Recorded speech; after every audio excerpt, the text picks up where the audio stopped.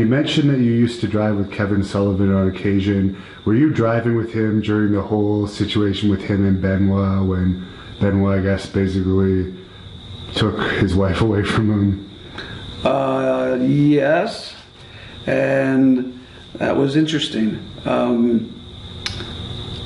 They tried to kayfabe it from me, and I used to drive with me and a guy named Pee Wee Anderson. He was a referee. They tried to, well, first it was an angle. Then the angle turned real. I don't know exactly when the angle turned real. I was riding with Kevin. I was friends with Chris. I ended up living in the same city in Atlanta, Peachtree City, with Chris when him and Nancy were together. The wrestlers that lived in that city were me, Fit Finley, Steve Regal, William Regal,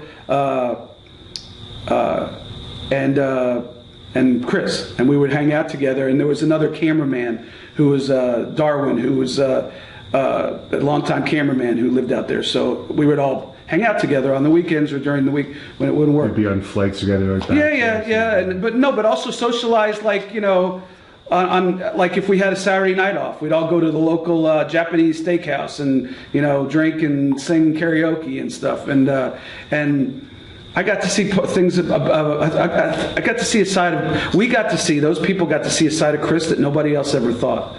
And I don't want to jump ahead of any question you might have, but Chris was a nice guy, great talent, but there was always something that was a little bit off. And so Rene Dupree actually told us in our interview with him that when he saw Chris consume alcohol, he saw a glimpse into a different side of him. Drink what? Alcohol, like when Chris would have alcohol in him. I don't even know that it was alcohol, but there was another side of Chris, and we all saw it. And I don't know if you remember. I don't want to jump ahead. We'll cover the Chris Benoit. Yeah, the answer to your question is I was driving with Kevin. It was very uncomfortable. I don't know when it got real and when it got and when it wasn't. But there were several uncomfortable situations that I was in that not for any fault of any of the parties, just, you know, the way things happened, there was several uncomfortable situations that I was put in that I obviously wish that I wasn't a part of, but unfortunately I was, and the rest is history. And what are your views on what happened with Chris and Nancy? Because I guess you must have known Nancy pretty well as well. What ultimately happened? Yeah. Well, if you watch the tribute that the WWE did to Chris when they didn't know what had happened, everybody talked glowingly about Chris. Chris was very popular. Chris was a nice guy, a fun guy. He liked to rib people. You know, he quiet for the most part, but could be a fun guy. But there was a side of Chris, and I mentioned again, we saw a side of him in Peachtree City, that little group in Peachtree City. Johnny Grunge was part of that group, by the way, too, which is an important part of the whole story that others didn't see. And when I was taking a nap the day that we found out it all happened, and when my son woke me up, same house I live in right now, and when my son woke me up and said, Chris and Nancy and Daniel are dead, first thing that went through my head is, did he kill her or did she kill him? Didn't have a thought in the world that it was anything else. But if you look back at that tape, William Regal said, I don't want to talk about Chris the person, I want to talk Chris the wrestler, because he knew the same thing. He was in that clique. And it's sad. It's sad that they had very slowly taken themselves out of that group and start to really be private. Even to that group that we used to hang out with. They moved to a different house. None of us knew that. He had put up big gates. None of us knew that. The only one they felt comfortable talking to, Chris and Nancy, about any of their issues, was Johnny Grunge. Johnny Grunge was a fun guy, kind of a screw-up, you know, did a lot of, you know, drank a lot, got in trouble, stupid stuff. Nancy knew him from ECW. Chris knew him from WCW. And I think that Chris and Nancy were very concerned that people would think that there was something wrong with them because they were having problems. So they didn't want to share their problems with any of their friends. So the one guy they could both go to was Grunge, because Grunge was kind of the screw-up, fun guy, and he was never going to, you know, think anything bad. I think anything bad about them, and he helped them a lot of time.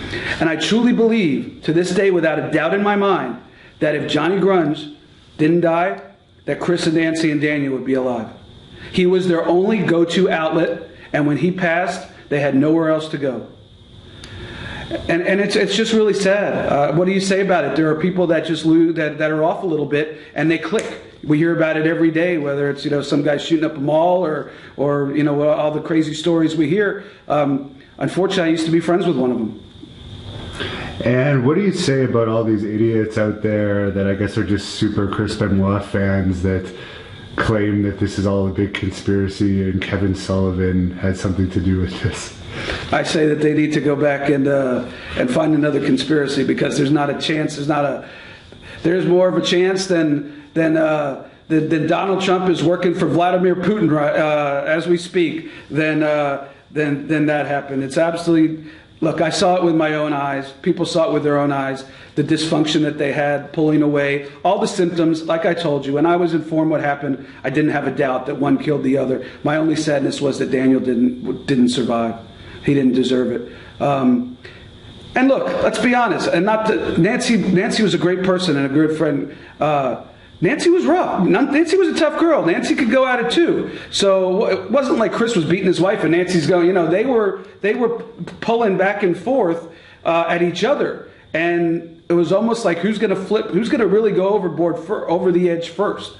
And you hope that they would be able to make it work. But like I said, if grunge was alive, there's not a doubt in that night, whatever happened, Chris would have left, would have driven to Grunge's, and they would have talked. And then Chris would have come home, Nancy would have driven to Grunge's, they would have talked, and then 2 days later, all three of them would have laughed about it. Not a doubt in my mind. So. And there was some rumors that I guess came out that apparently the son wasn't really sick, but there were some rumors at the time of the death that there were some health issues with the son. He was small for his size, but so was Chris's other adult boy at that age. I never got the real story on that. To be honest with you, they were talking about some syndrome that he had. I had never heard that. Once a story becomes out in the open like that in this day and age of social media and the 24-hour news cycle, the Nancy Graces of the world went to town on it, and so much stuff came out. Everybody's yearning for information. I actually turned down 3 requests to do not 60 minutes, 48 hours. They went after everybody in his clique, and nobody would do it. And I wouldn't have talked to you about this back then, only because it's been so much time, and so many others have spoke about, different Chris's. Do I feel comfortable telling what I saw and what I think? Back at the day, I didn't want to get anywhere near it. I mean, there was a horrible thing that happened.